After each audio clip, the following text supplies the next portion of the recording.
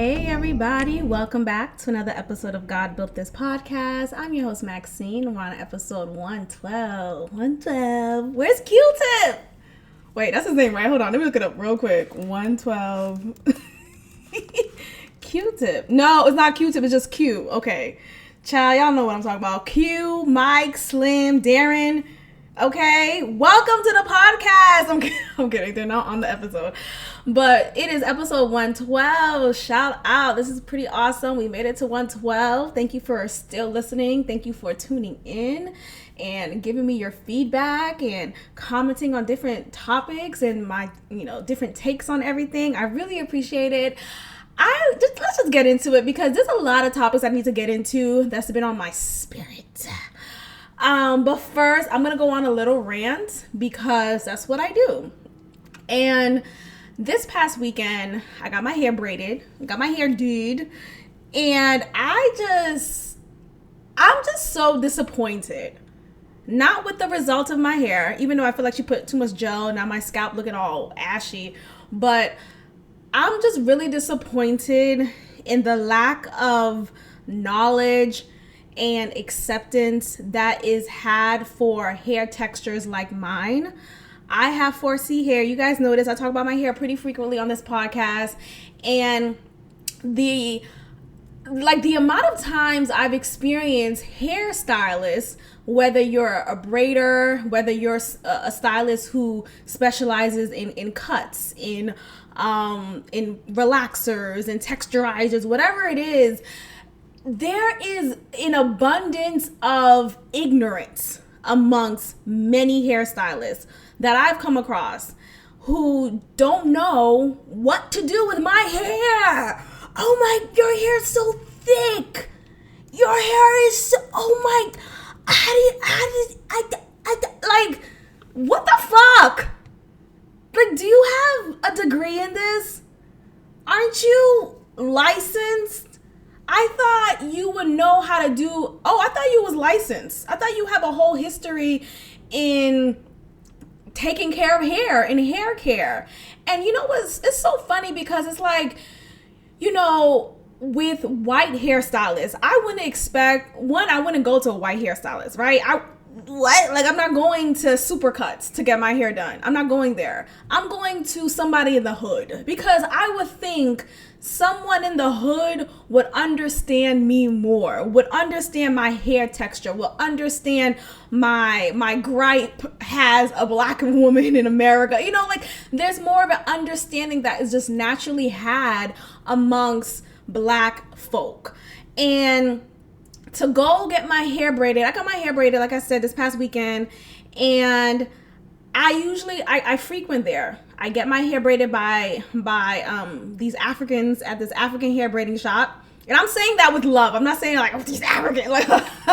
You gotta get your hair braided by Africans. If you don't get, yes, there are black Americans who know how to braid, but do they? Let's just stop. Do they know how to braid? Do they really know how to get in there? Do they know how to get down into the roots? Do they know how to do it? And do they know how to do it with thick type hair? With 4C, textured, coily, kinky. I don't like that word kinky, but once I say kinky, niggas know what I'm talking about. Do they know how to do it with that type of hair? I don't think black Americans are, the ones I've experienced, I don't think they really know it like that. They know how to do, this 3C, super curly, almost white folk type hair. Yet, you're a black hairstylist? And you don't know how to do hair like mine? So anyway, that's why I go to Africans instead, because they braid. It is literally in their culture. In order to become an African woman, you have to be a braider. That's a part of the rite of passage. You have to go through this step in order to even be able to emigrate from the continent of Africa. Okay, I'm dead ass. If you don't know how to braid and you're an African woman, are you an African woman? Did you make it? Is your mother proud? So I frequent at this African hair salon because all the times that I've gone there, They know how to do my hair.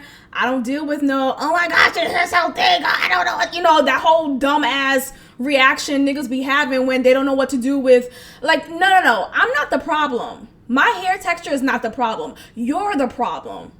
And the reason why you're the problem is you can't be around here talking about you're a hairstylist. You're licensed. You've been doing this for 20 or 12 or 10 years. You've been doing this since you started to walk. I remember I asked this Black American girl who was doing my hair a few months ago.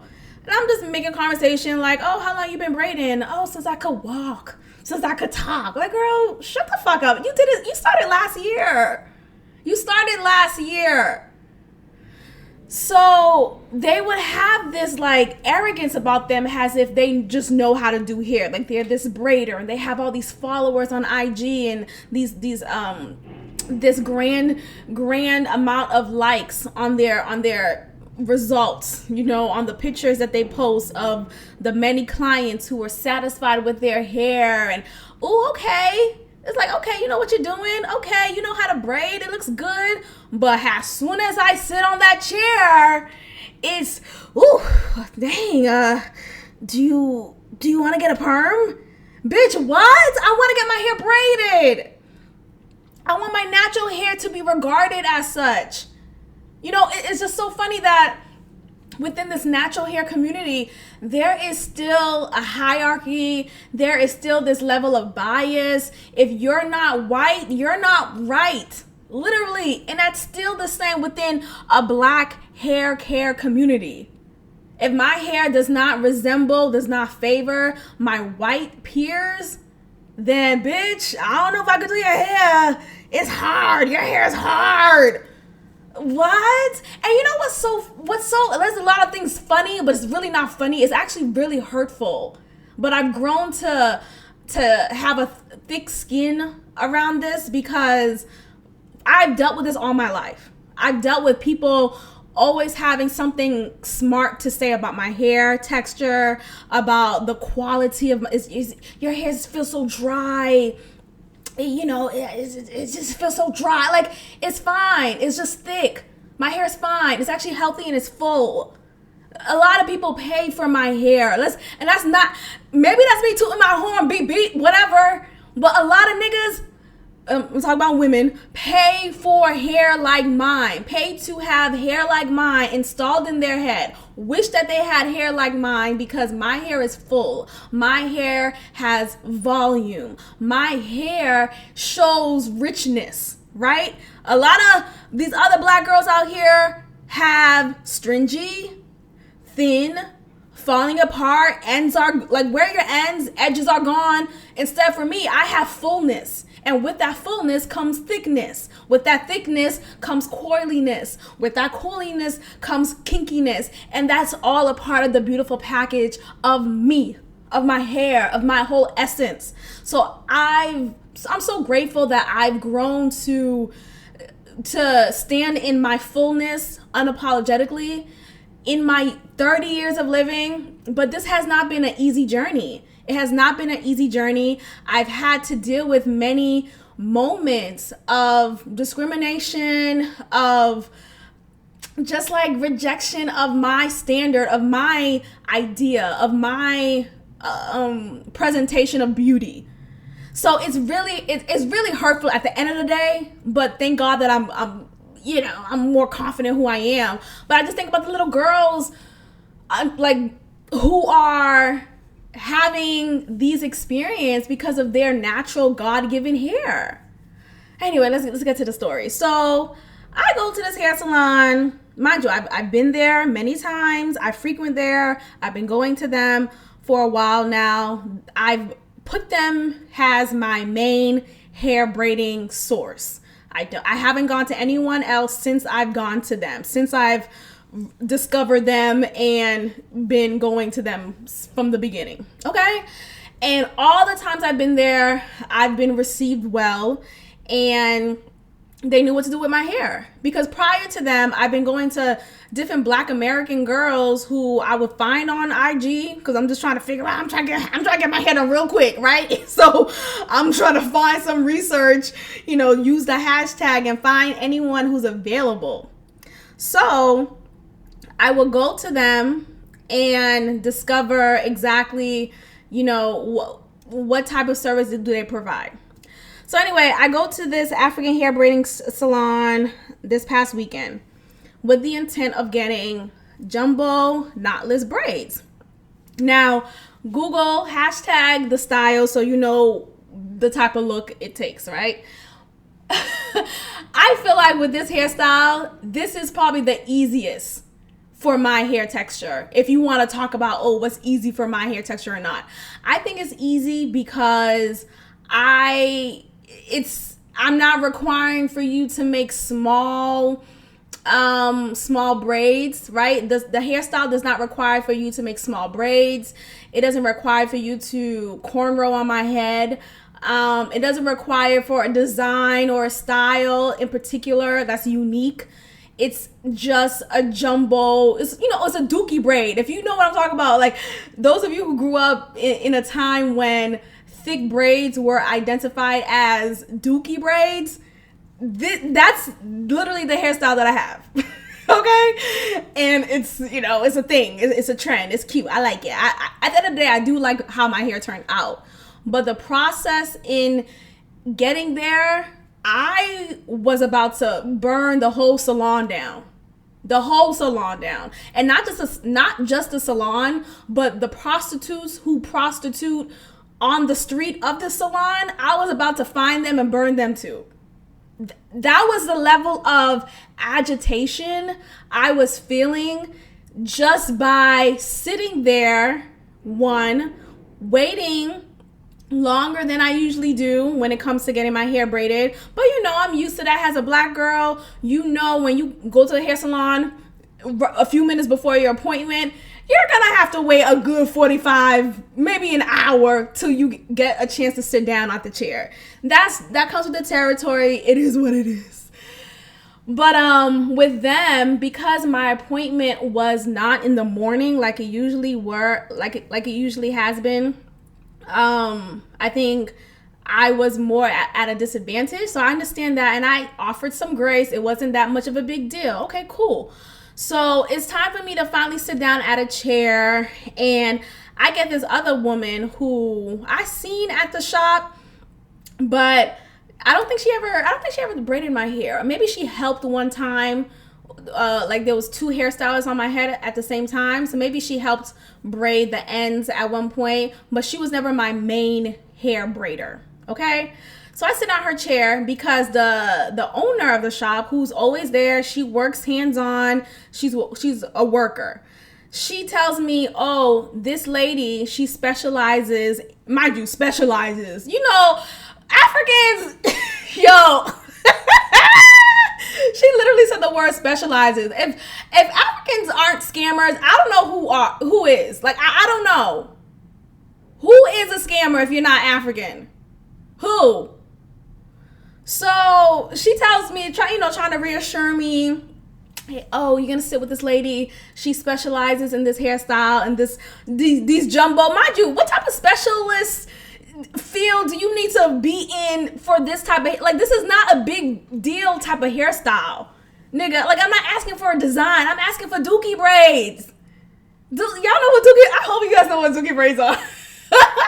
But it really was a thing when I was growing up, and it was actually a form of insult. So it's ironic that this is like a hairstyle now that's acceptable and popular and cute. But yeah, dookie braids are not, and I'm going to say jumbo braids because that's really the name for it now, but really they're dookie braids. These braids are not hard to do. I don't do hair, but if I did do hair, this would not be a hard task. Like, it's literally just braid, section my hair section in probably like maybe 16, maybe 12, no more, around there, amount of braids on my head. So and you're taking a big section, you add it with the faux cheveux with the fake hair, and that was Creole, Haitian Creole, by the way.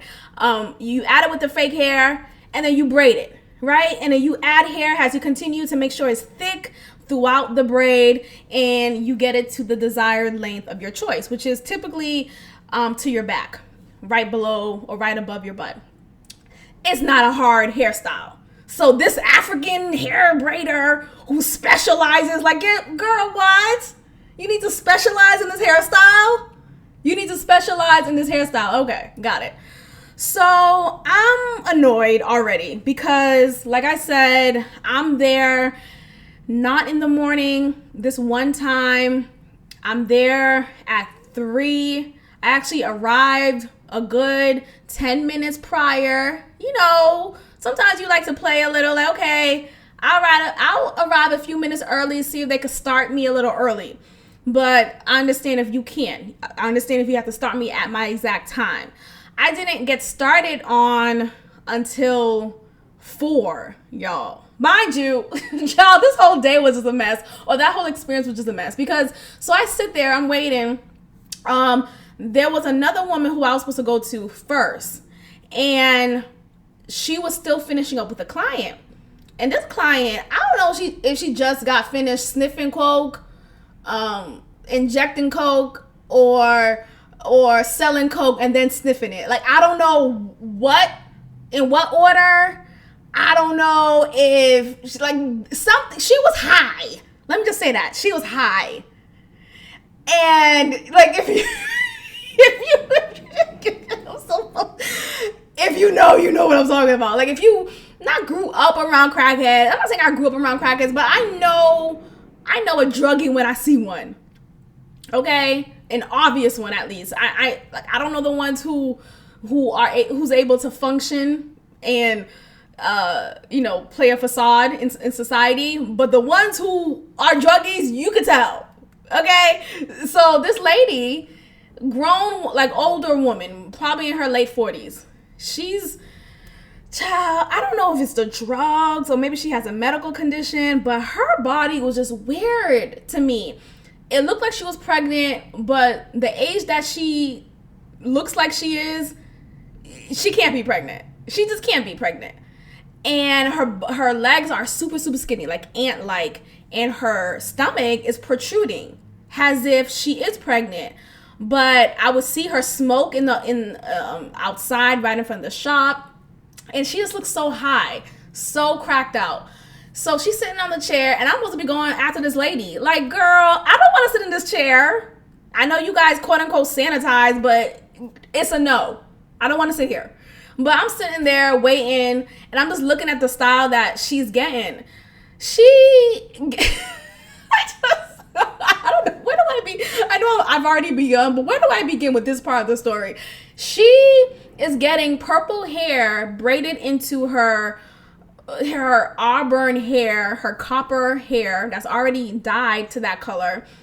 And she's getting purple hair braided into it. Her hair is it's like a mushroom hairstyle. So the bottom half of her hair is shaved off, or it needs to be shaved because her hair grew a little, and the top of her hair is short. So the stylist is only braiding the top of her head, and the color that she decides on is a lavender purple. And I mean, you have to be a cokehead to be in your late 40s and decide to get this hairstyle in this color. Like, there's no other way to go. Like, you have to be a cokehead. You have to be a dope fiend. You have to be. She has these eyelashes that, you know how there's some cars that have eyelashes on them? And I'm talking about literal eyelashes that people will put in these Volkswagens, those bug cars. Like, some people I've seen, like, when the cars are parked, I would notice, oh wow, the car has eyelashes. She literally had those eyelashes on her eyes. The lids of her eyes have those, child. I'm sitting there, I'm just astonished. It's astonishment, it's fascination, it's just pure, I don't get it. How How are you? You know, and I'm not judging. Clearly I am. But I'm just like, I'm giving you guys context. Everything was just annoying me in this salon during my appointment, my scheduled appointment. So she's sitting there. She looks like she's about to fall apart on this seat. And as the hairstylist, your job is to make sure your customer is serviced, you know, is well, and you abide and appease them by any means. And I would hear the hairstylist say, "Oh, this is a pretty color. Wow, it's a pretty." I was thinking to myself, like, bitch, no, it's not. What do we? I mean, at what point, when does the hairstylist come in and be like, "Look, ma'am, this is not a good idea. We're not gonna do this. Either you do a copper color or black, and that's it. Otherwise, we can't be known for this hairstyle." Like, it was just so bad and just ghetto. It was just ghetto.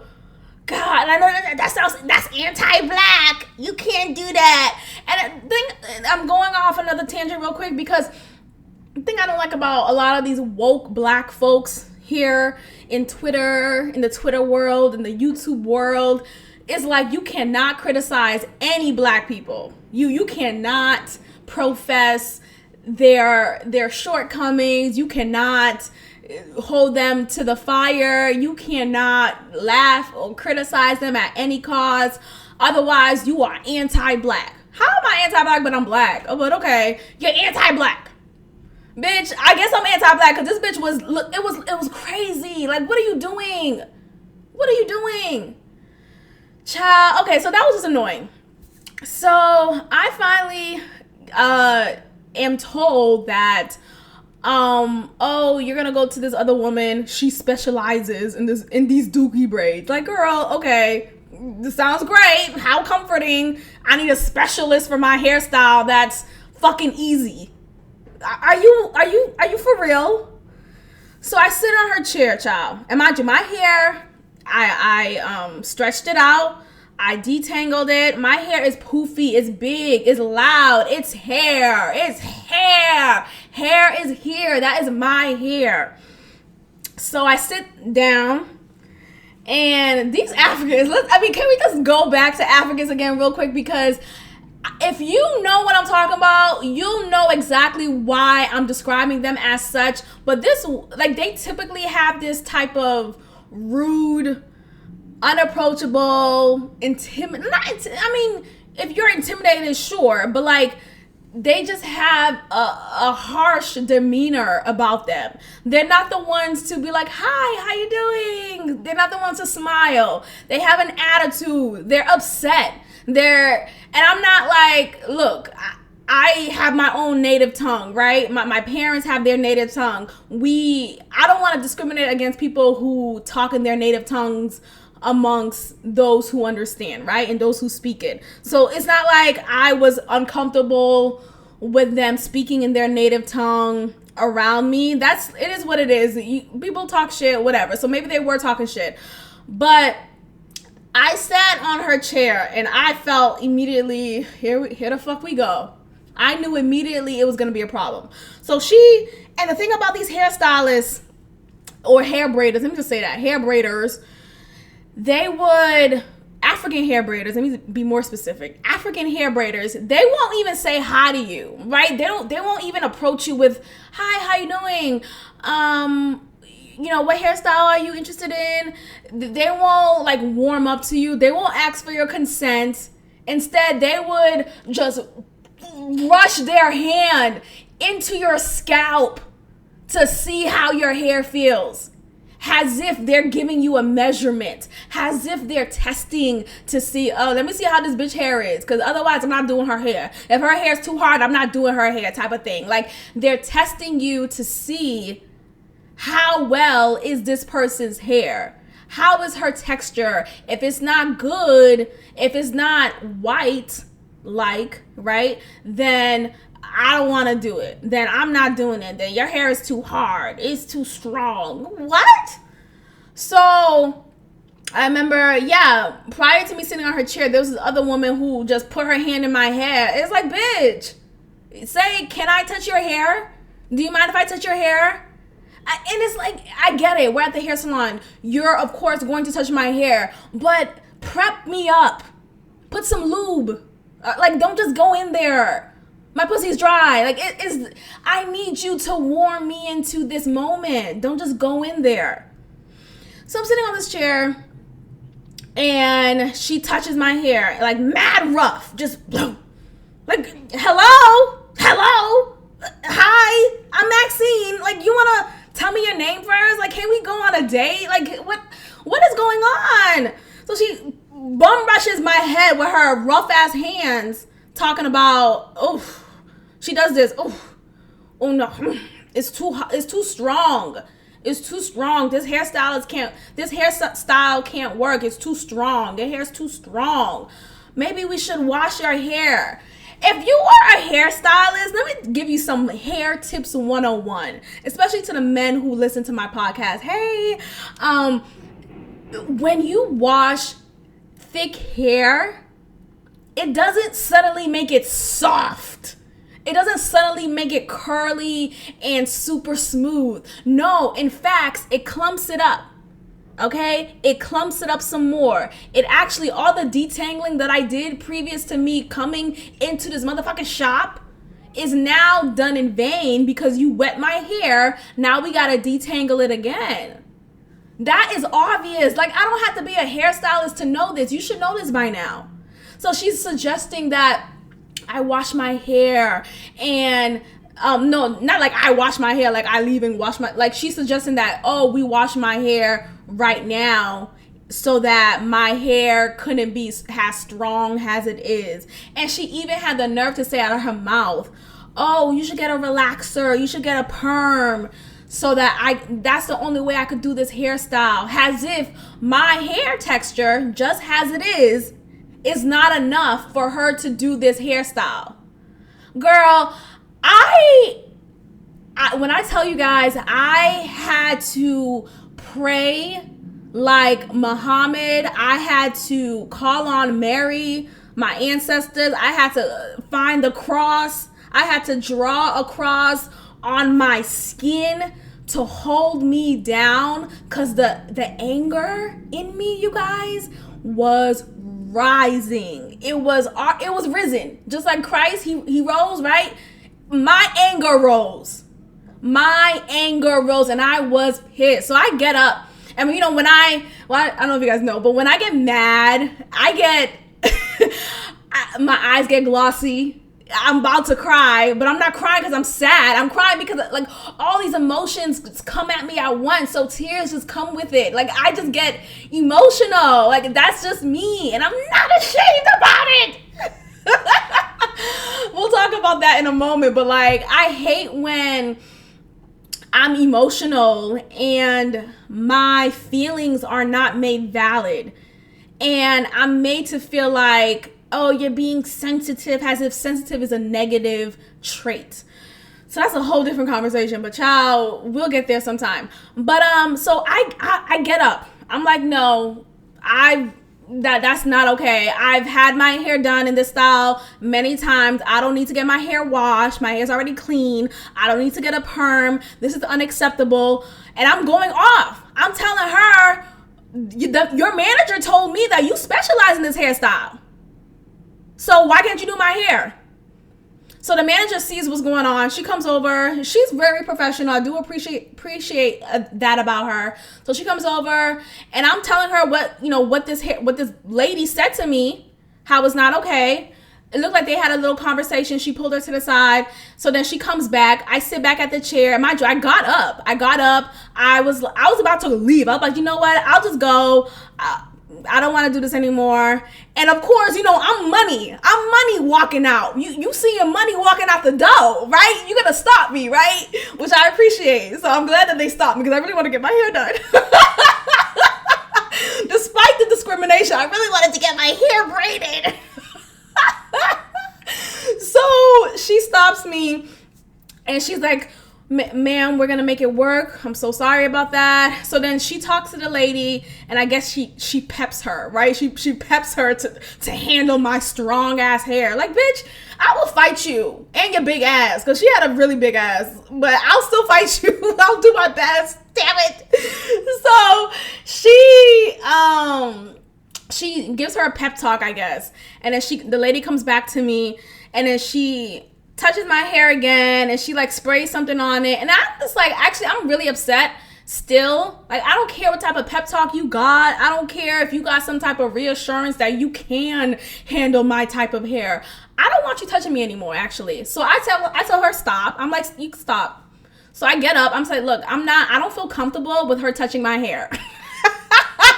I said those words. Go. Let me tell you something.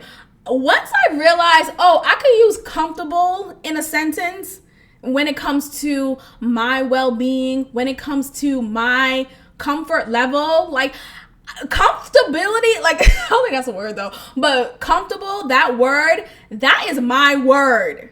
I am quick to say, I don't feel comfortable. That's not okay. I'm actually uncomfortable with this. That is a strong word to use because it really helps you to identify your voice. It helps you to be at one with your body, with yourself, and it really helps you to speak up for yourself. You know, not every interaction that you have is a comfortable one. So when you finally get comfortable enough to say, hey, you know what? I don't feel comfortable with this. Whatever this is, right? It could be a comment someone said to you that made me feel uncomfortable. It could be a touch, right? A physical interaction that was had. You could use that word in so many ways. So I just want to encourage you guys to use the word comfortable. That is a good word. Comfortable and uncomfortable. Please use that. Anyway, so I say I don't feel comfortable with her touching my hair. Period. So I get up and I'm acting like I'm about to leave again because at this point I don't know what to do, right? I'm standing up for myself, but I still want to get my hair done. So the manager, she actually decided to braid my hair herself, which I don't understand why she didn't do it in the first place. Like, what the fuck? But I think she probably was trying to get to her break, or maybe it was something like that. So she had me sit at her chair. She was just finishing up with a client. And I sat on her chair, and she finally started servicing me. And she actually did apologize on behalf of what just happened. And she said, I'm sorry, we did not mean to offend you.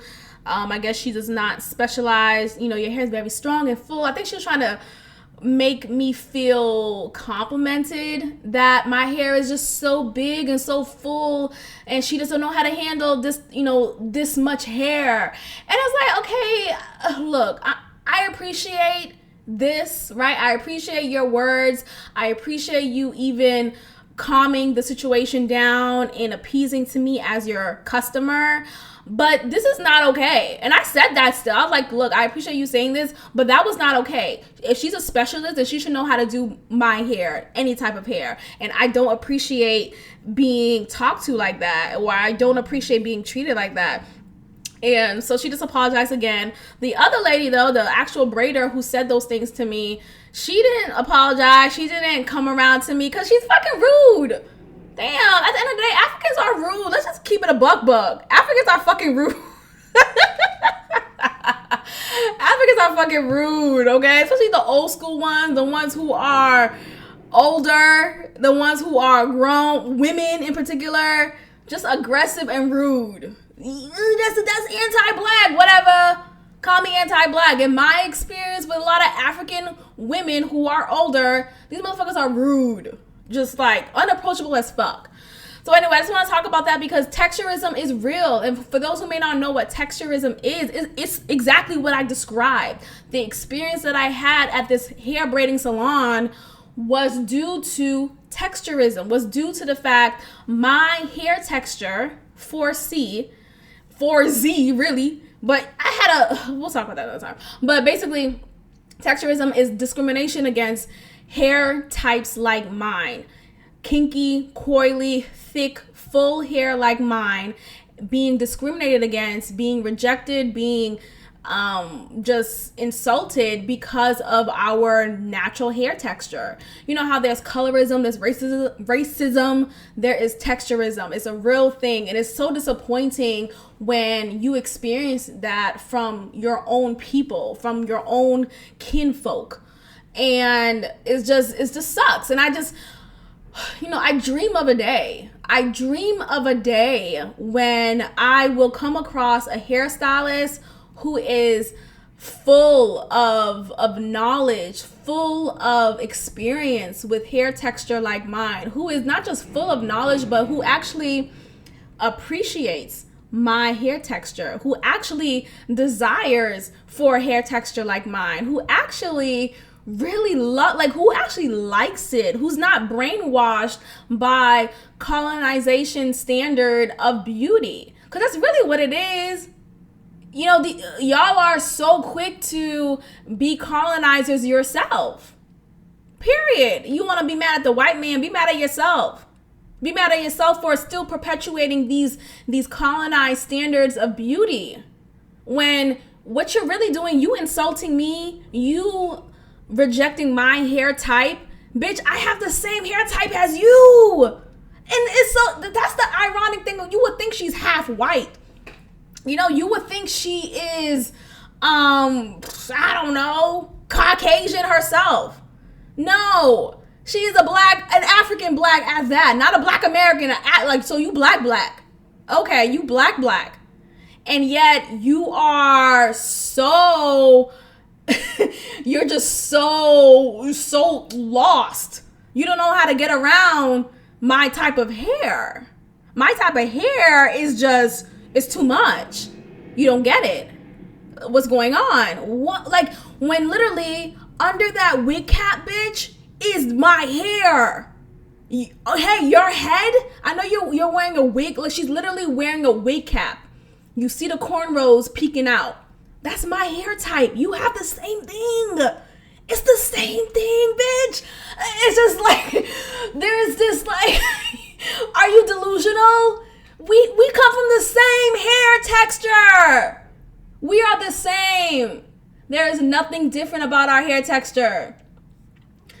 So texturism is real. I just come here to say that. Let's get into some more hot topics. There is now this movement to legalize and encourage hard drug use.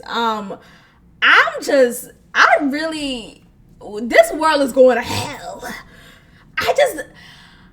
Where do I begin? So there's this professor who's also a neuroscientist. His name is Dr. Carl Hart, who's a black man at that. Like, damn, why I gotta be a nigga doing this?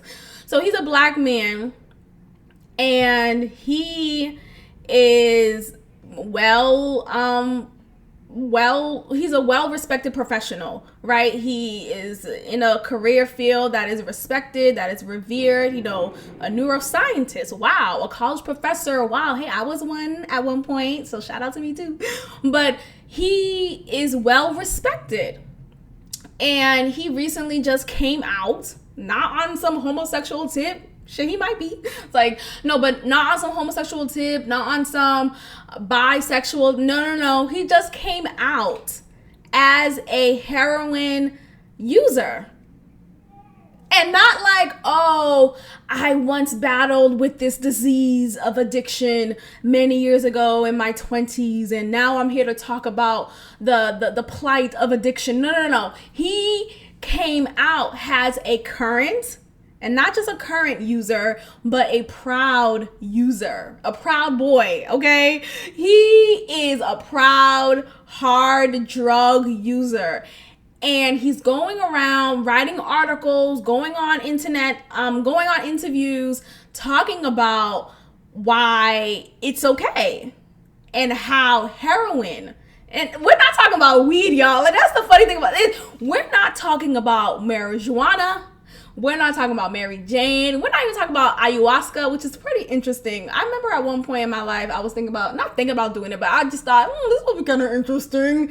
Because if anything, if I was to do a drug, I feel like I would rather it be something that's more earthbound, right? Something that's more natural, not something that's made in the lab, not something that's chemical based. I would rather, and marijuana don't, and I know it's marijuana, y'all, but marijuana don't do it for me. I've tried it. It's not my thing. I hate the smell. I don't like it. It's not my thing. If there was a gun to my head, bitch, you gotta do a drug. Which drug would you do? Would it be heroin? Or would it be an ayahuasca type of drug? And I would rather do something that's more natural based. So anyway, and this is really more so like I'm in my later years in life. Maybe I'm like, in Arizona in the desert and we just having a good time. I'll be open. But okay, anyway, hard drug use. He's talking about heroin. Did you guys hear me? Heroin, bitch. So he said heroin has made him a stronger person. Well, not stronger, a better person. Heroin has made him a better person. It has made him he says specifically, it has made him a more compassionate person.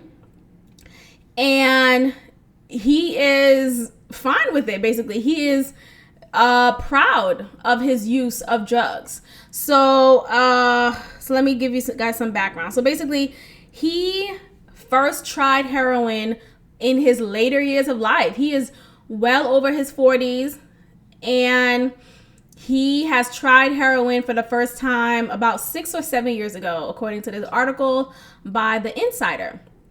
And he has studied psychoactive drugs for more than 3 decades. This has been a field of knowledge for him to learn more of, to really understand the differences in what the media projects to be, addiction and drug use. And here's the thing with what he's saying. He professes as if the media is to blame for the poor depiction of drug use, of addiction, of just drugs in general. And I think because he intellectualizes it so well, that it makes sense, right? It makes sense that, of course, if the media is a great tool to use to brainwash you, to make you believe a certain perspective, to make you hate a group of people. The media has made many people, many white people, many people in general, to have these negative perspectives when it comes to the African American community. So this is not a new thing. What he's saying, he intellectualizes it so well that it makes sense, right? So he then goes on to say that him using heroin, it is recreational. It is not something that how some people use marijuana, for example, and they say, oh, well, I use it to help me go to sleep. I use it for my anxiety. When a lot of people don't like, not a lot of people, but some people who I come across, they would say it with that disclaimer, with that type of, explanation attached to it, instead of just saying, I'm using it because I like this shit, nigga. And with Dr. Carl Hart, he's saying that he uses heroin has a recreational use. It is like vacation to him. It is like sex to him. It's like the arts. It is his alcohol. You know how we drink alcohol for happy hour, a long day at work, we drink with our colleagues and have a good time. Heroin is what is his alcohol use. Heroin is one of the tools that he uses to maintain his work-life balance. And this is a quote from him specifically.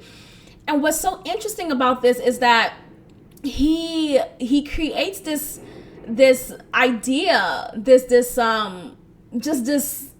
idea that there can be a work-life balance when it comes to hard drug use. And I'm here to tell you, this is a lie. This is a lie straight from hell. This is a lie straight from hell. And I'm saying that because I know niggas who don't even do heroin. I know niggas who smoke weed. Just weed. And they have no idea what a work-life balance is. They don't know what anything else is outside of smoking weed. It is weed alone. They create a schedule around weed. They create an identity around weed. They create friendships around weed. Weed is their life balance. That's it. There's no balance around it. It's just their life. So I haven't come across people who smoke so heavily and it's really about that life. And it's really, and what I mean by about that life, I mean like, is really a go-getter, is really ambitious, have their own personal goals and dreams, and they're succeeding, they're accomplishing them. No. I know a lot of weed smokers who smoke weed and go to sleep. Y'all niggas just go to sleep. What work-life balance could be had? So, like, look at me talk about this nigga one time. Of course, I'm gonna talk about Boston Bay. And again, me and him are done. Shout out to me. It's been, how long it's been? I'm gonna say 30, it's been more than 30 days, but let's say 30 days, right? I sound like an addict, right? It's been 30 days since I had this hit and I feel so good. I can see clearly.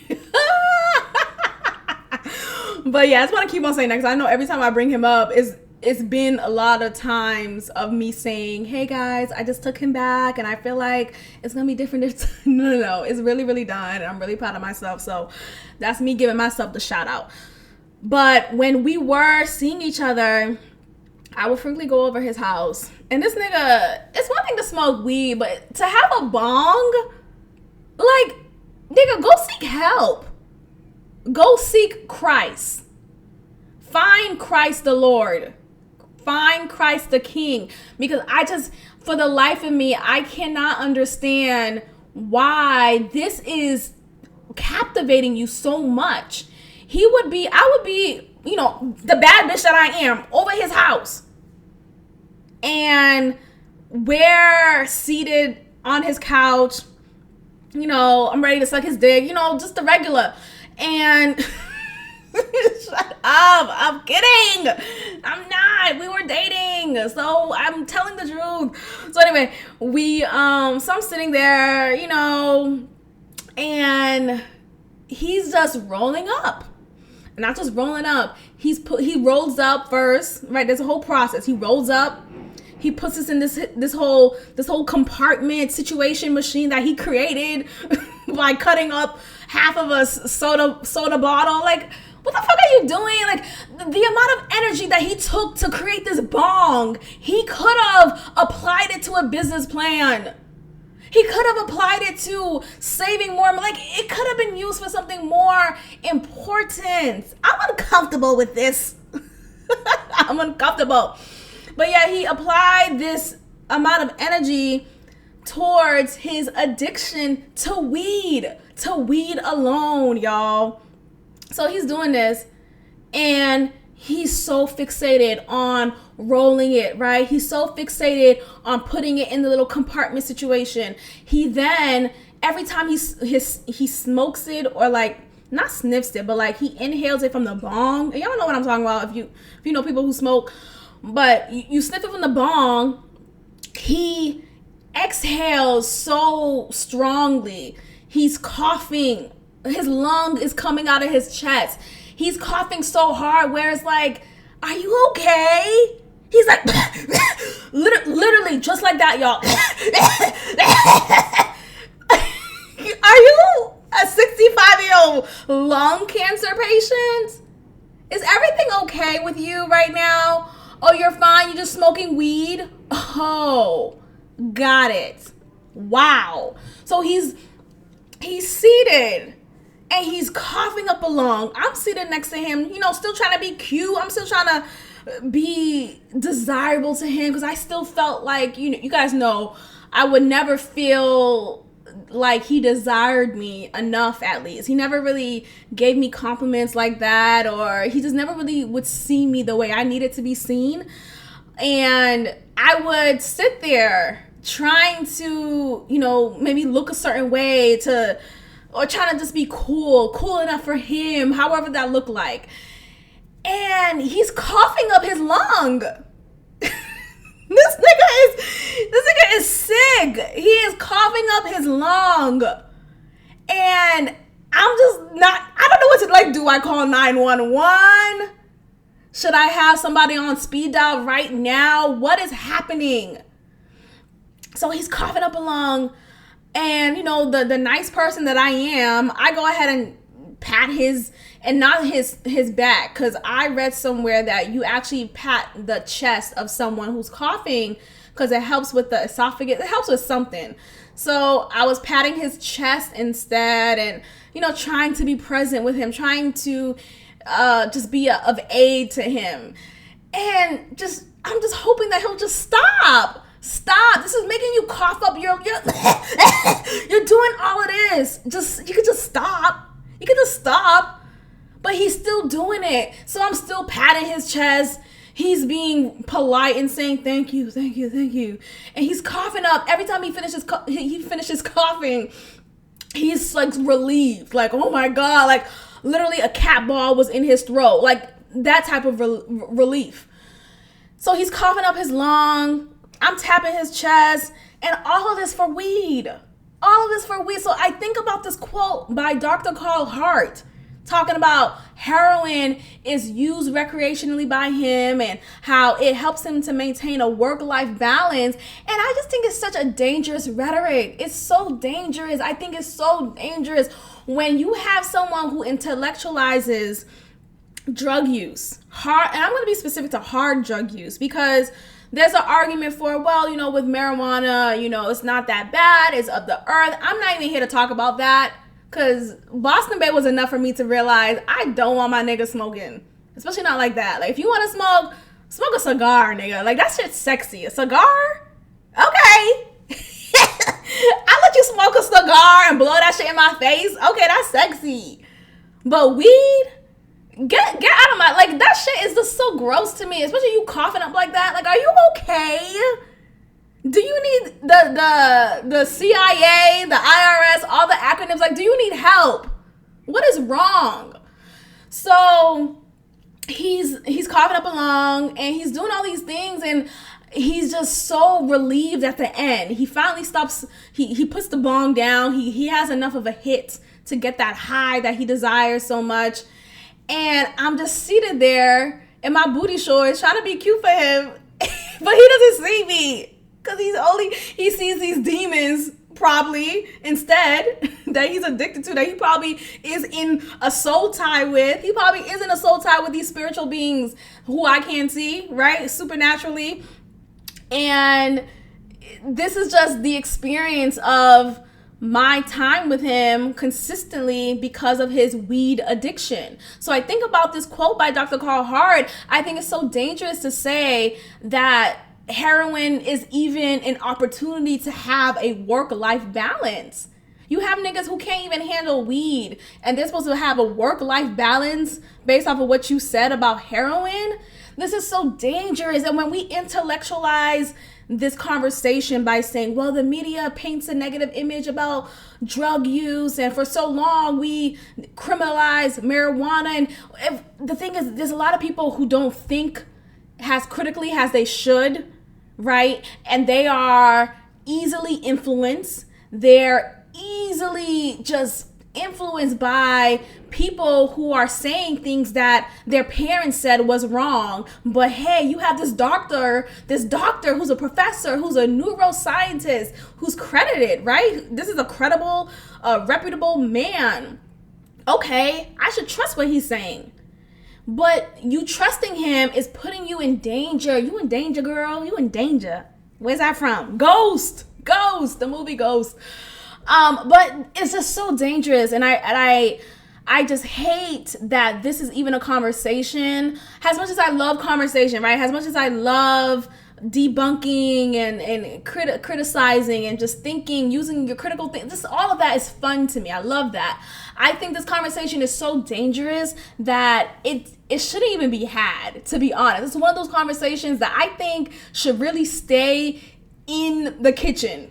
Leave it in the kitchen. Don't talk about it outside of this kitchen, not even outside of this home. Outside of this kitchen is where the conversation should be. Period. So there's this, there's this push for acceptance, to accepting hard drug use, to to destigmatizing those who engage in this activity. And I think it's just so dangerous. And he also talks about how he is able to use heroin because he's a neuroscientist. He knows the right dosage, right? He knows the chemical properties. He knows how to put things together without overdosing, without, like, he's in a well-controlled environment. He's able to engage in this drug without having an imbalance in his life. So you know what? He very well, unfortunately, which is horrible for me to even say, he very well could have. This actually could be a true statement that he is able to have and maintain a work-life balance. But the average Joe is not a doctor. The average Joe is not someone who is a well-renowned professor, you know, someone who knows how to use chemical properties, someone who knows how to put things together without overdosing, someone who, like, a lot of people are not him and are not in well-controlled environments. And so they are instantly subjected to being addicted, to having a poor quality of life. You know, there are people who do engage in hard drug use and somehow function well enough in the world that we're in. But what type of function are you really having? I think there is, we have to talk about what quality of life is. Can you really live a quality lifestyle and engage in heroin and engage in crack and cocaine? I don't think so. I really don't. Because I think about life as a whole. Life is not just, oh, you work, you know, you go home, you have a family or you don't. But it's not just about that. It's about everything. It's about your internal feelings. It's about how you feel about yourself. A lot of people engage in drug use because they are depressed, because they are hiding from something, or they're running away from this pain, this trauma that they experience. And maybe that's a common stereotype that's used against drug use. I could understand that. And again, that's me even intellectualizing it. I think at the bare minimum, say no to drugs. I think at the bare minimum is such a dangerous path that we're going in, because a lot of people don't have a well-controlled environment like him. No, like, people aren't going to labs to shoot up heroin. No, they're going to that trap house. They're going to that trap house, and then they're getting addicted, and then they're killing people around them. They're raping people around them. They're not in their right state of mind. They're operating in another mindset, in another realm. And so when you're operating in another realm, yet you're in the physical realm, you're not doing things that needs to be done, that is socially acceptable, that is legal, that is, I don't know, this just could go down a whole rabbit hole. And again, it's not me trying to, I don't want to necessarily stigmatize or be judgmental towards those who do struggle with addiction. I think it's so easy to discredit anyone who has had an addiction or who is currently struggling with an addiction. And that's unfair. We need to not stigmatize those who have addiction. I agree with that wholeheartedly. I also just want to stamp that drug use, hard drug use, I want to be specific to that, because I'm not going into the whole marijuana debacle. I do think, maybe I am a Republican, but I do think marijuana is a gateway drug. I am one of those who still believe that. Whatever. Niggas don't just start off with crack. You don't. I mean, unless you really live a hard life, but you don't just start off with crack. You don't. Okay? But we'll go down there another time. But I think when we tend to, just put down those who struggle with addiction, they eventually never get out of that. They eventually die from addiction, and that is not the goal. I look at the people on the streets, homeless people, addicts, dope fiends, who I see frequently. You guys know the episode I talked about a few episodes ago, how I was saying how I don't want to live in the neighborhood that I was in when I was in my uncle's house, because that area was just too fucking family friendly. I was seeing too many families. I don't want to see I want to see broken homes. I want to see a mother who's walking out on her babies. I want to see fathers who left.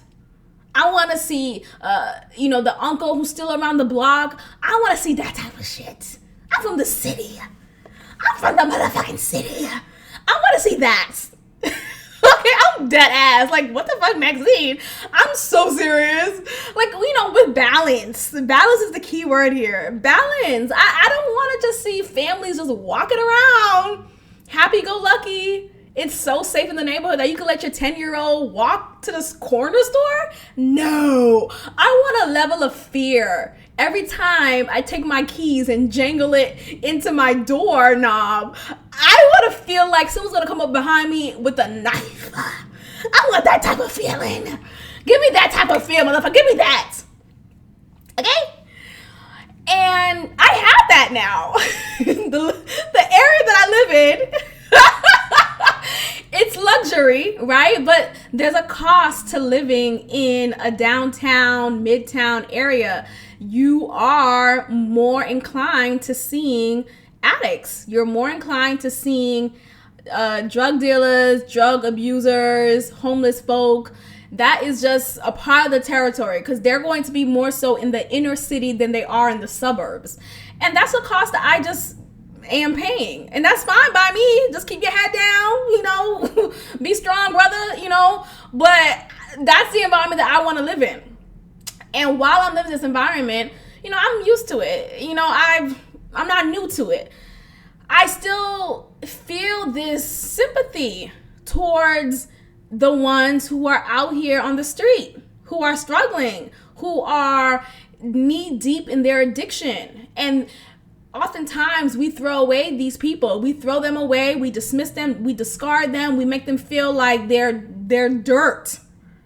And though, there's an argument that you may feel justified in feeling this way because they threw their life away. They had a choice. They decided to keep on abusing drugs and they left their family. And look, all of that is valid because I think it's frustrating. If I had a family member who's on the streets and who's just out there, there's a level of anger that I would feel just naturally because when you love someone so much, you want them to do right. You want them to live a good life.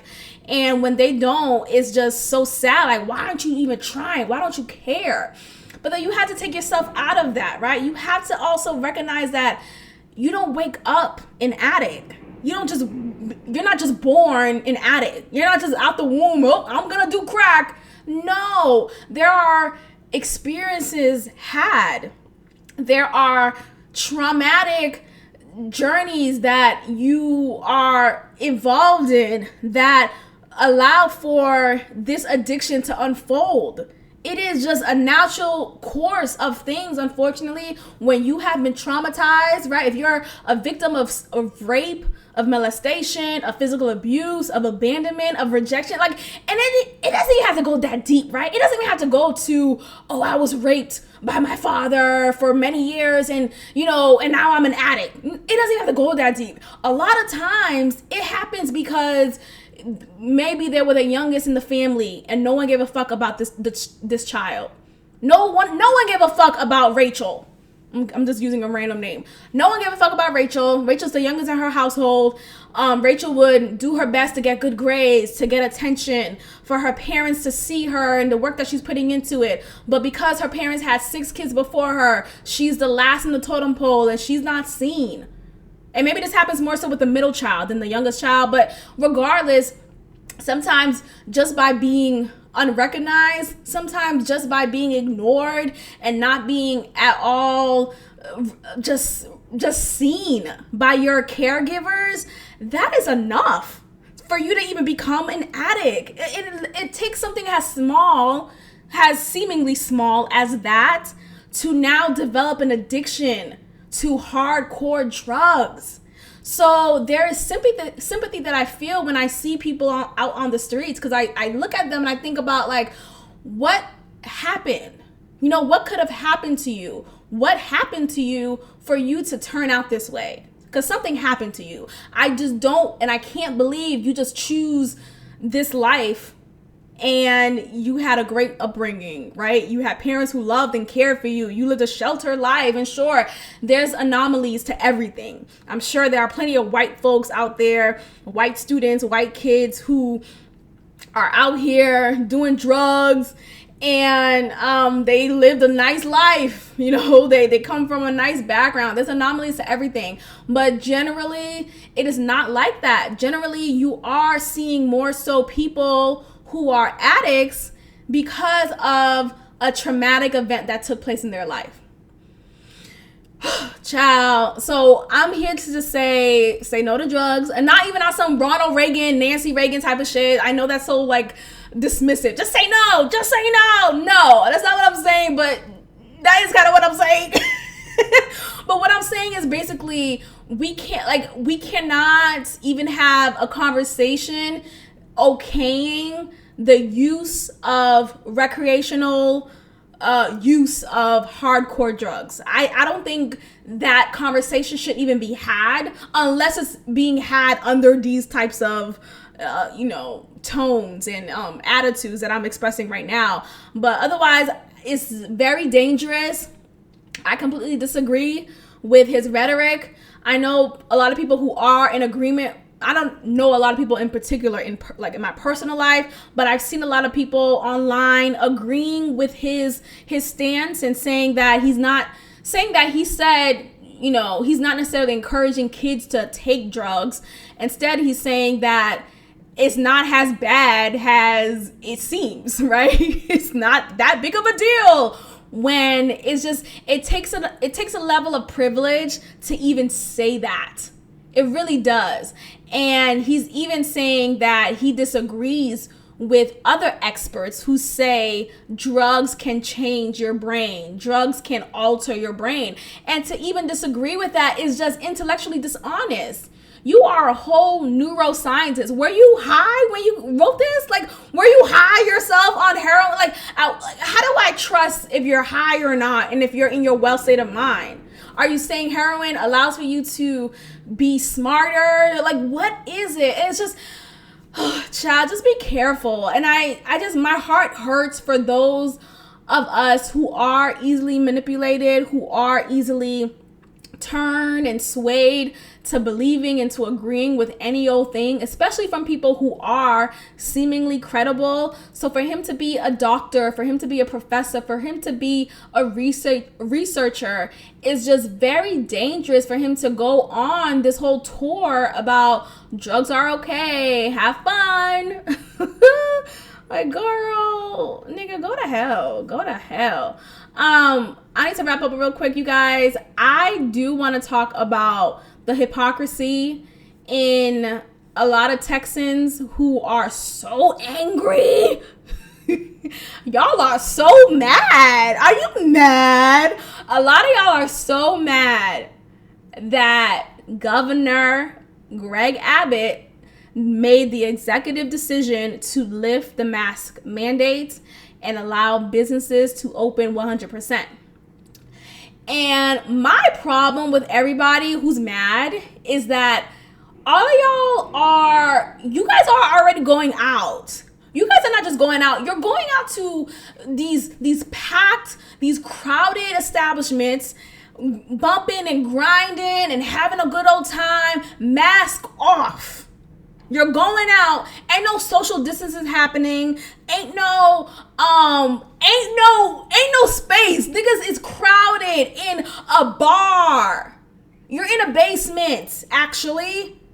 And yet you're so mad that Governor Abbott decided to lift the mask mandate. And what's so funny to me is that he's lifting the mask mandate. Like, he's just saying, hey, you guys, you don't have to walk around with the mask anymore in public. You don't have to. If you want to, sure, but it is not required of you to do so. You won't be penalized. You will not be, at all penalized by not wearing a mask anymore. It is lifted. You are free to walk around without a mask. And the fact that so many of you guys are so upset that you're just going off. Yet you're out here bumping and grinding and twerking and burping and all these things without a mask. You've been out here still. Houston has never been closed, thank God. But Houston has never been closed. Texas has never been closed, really. Maybe to a capacity, but at the end of the day, niggas are out with or without a mask. And when you know, the whole thing of you enter with the mask on, but you can take it off once you sit down, though. Like, what? Like the virus suddenly stops when you're seated. You know, the thing I just don't like when people are quick to shame. People are quick to shame. People are quick to make you feel like you're not a good person. You are not a good American. You're not a good person in general because you are putting people's lives at risk. You are putting my great-grandmother at, maybe your great-grandma, let me not say this. I'm going to keep it to myself. But the point is, shut the fuck up. Just shut up. Like, y'all niggas really don't care. This whole fake wokeness shit, but you're out here still. Excuse me, I'm good. I'm talking about no mask. I'm over here coughing. I'm just talking so hard. My throat is dry. But it just gets me so annoyed because we like to put on this persona that we're these like conscious, you know, so well in tune with blah, blah, blah. Yet instead, you're a hypocrite. You're still out here. You're still doing what you're doing as if this pandemic never happened. So cut the shit. Stop acting like you're upset. I was the only person in my surroundings who was actually visibly excited and happy about this decision. And my peers were like, oh my God, what? I'm like, yeah, I'm tired of wearing this mask. Hello? And I've been saying this. I'm going to still say it.